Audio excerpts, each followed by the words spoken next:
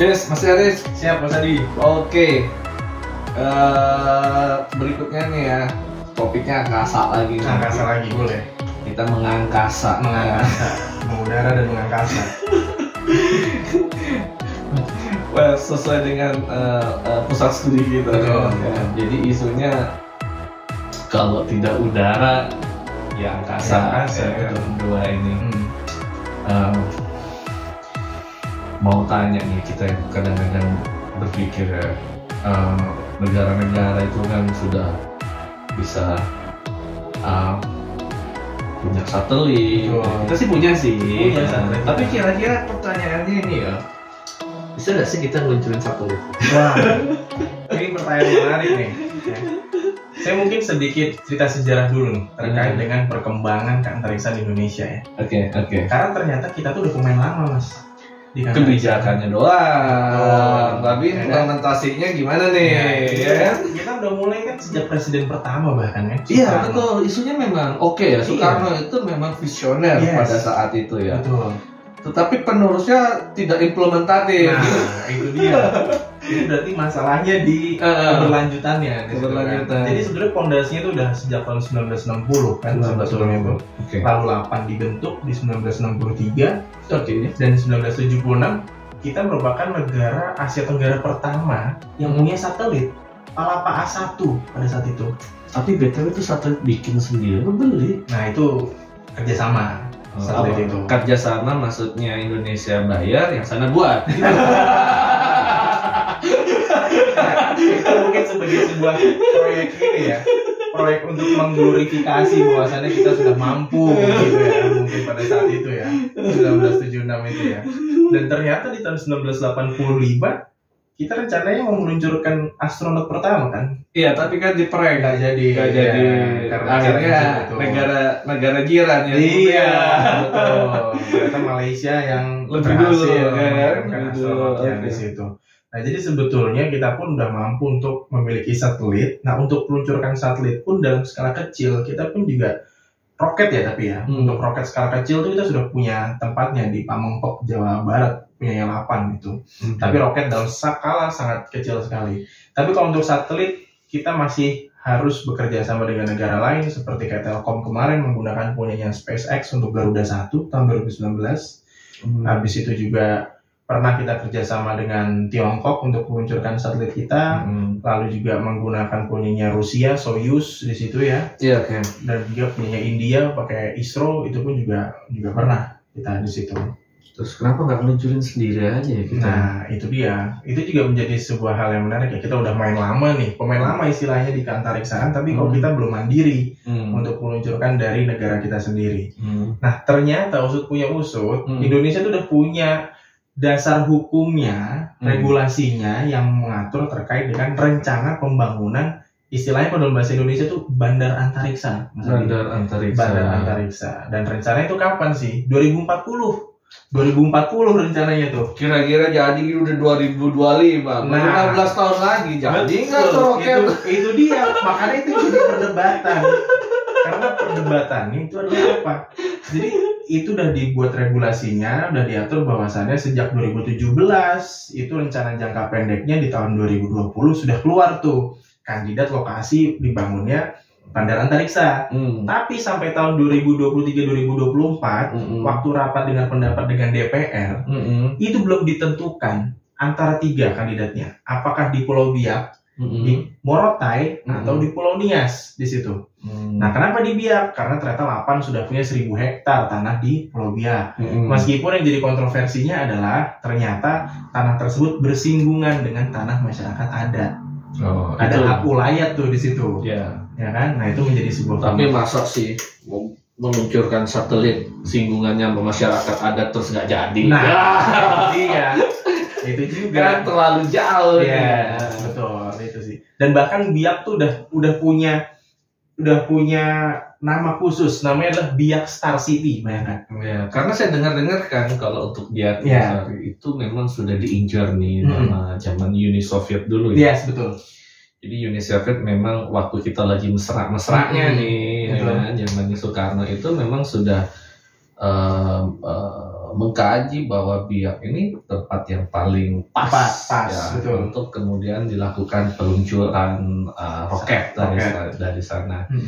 Cuma kan memang kemudian arah politik kita kan berubah setelah Soekarno nih, betul, kan sudah berubah. Terus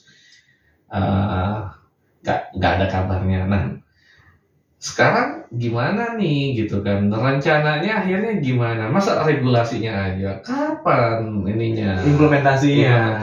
Saya kalau seandainya nih sampai tahun 2040 kita katakan kita harus mengejar nih 15 tahun.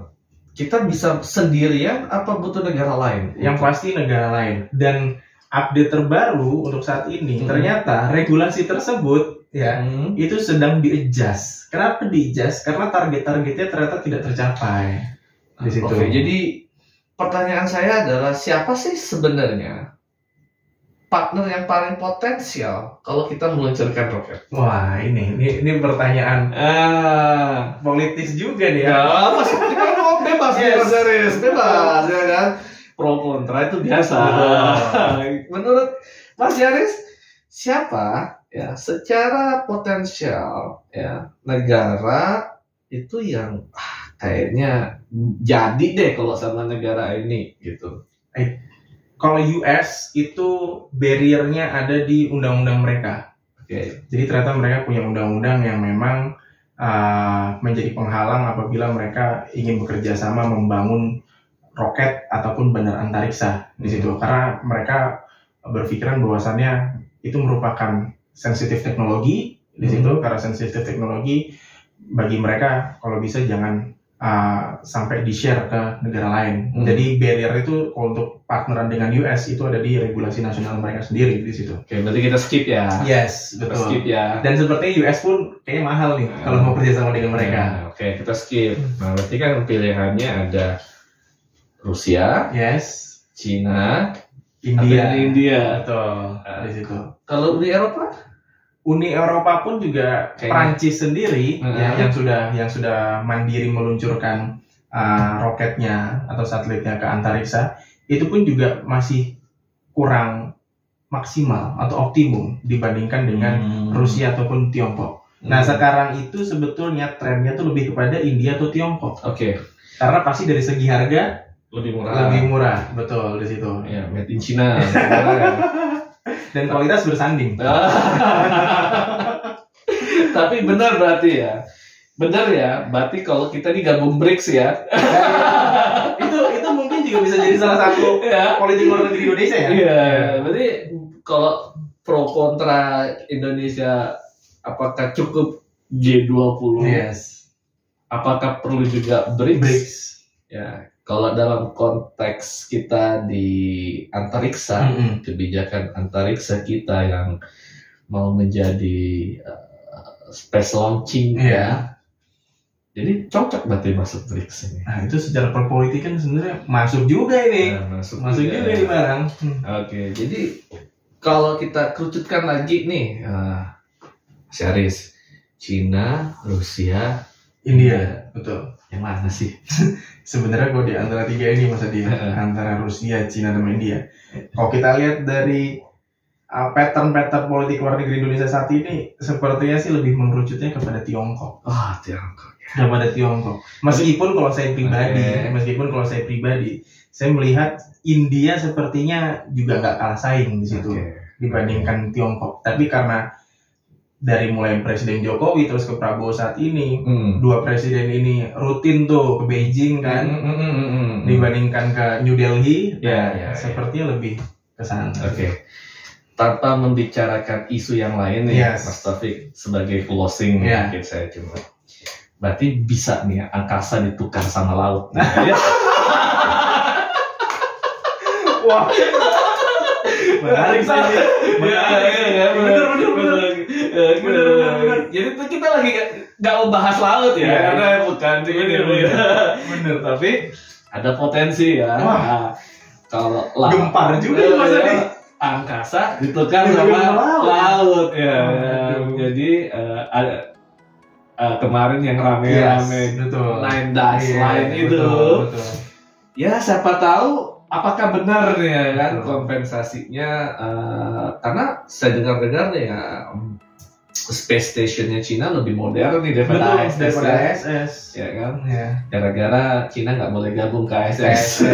Dan ISS pun juga operasinya akan mati 2029. Iya, jadi itu. Menarik ya. Jadi CSP ini kita nggak bicara banyak hal ya, politik ya. Ya boleh. Hukumnya juga kita bicara. Ada. Ya. Ekonomi juga ya. Juga ada. Tapi isunya luar biasa, angkasa dan udara. Oke, sampai jumpa kita ya di pertemuan berikutnya Mas Riz ya.